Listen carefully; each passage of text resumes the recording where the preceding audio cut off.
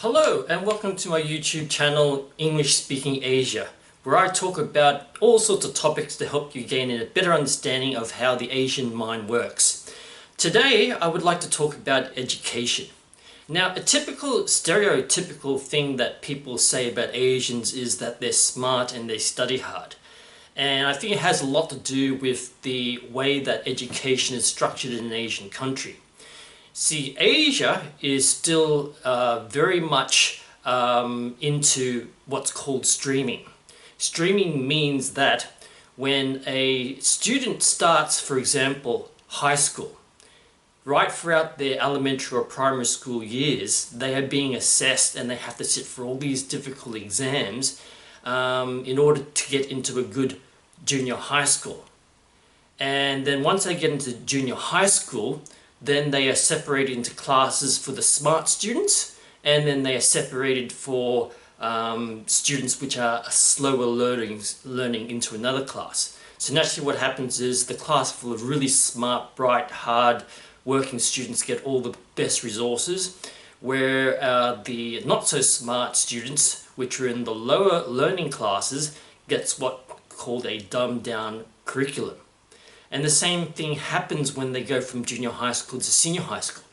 They have to study really hard and they have to pass really difficult exams, and then they get into a senior high school, and again, depending upon how well they did in their studies, the really smart gifted students go to a high prestigious senior high school, and the slower learners which are not so good at passing exams go into a lower level senior high school, in most cases a technical college, where they learn simple things such as how to do commerce and how to do technical stuff such as a mechanic, things like that.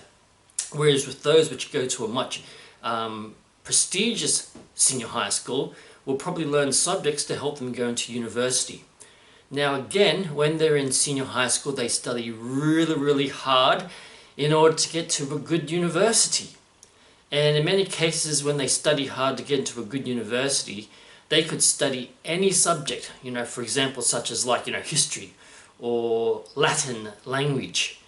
And just because they went to a prestigious university, they will often have a better qualification when they get out of university than someone who studies a subject such as, say, law or, for example, engineering, but went to a very low-level, low-prestigious university, because face and title is everything in an Asian country.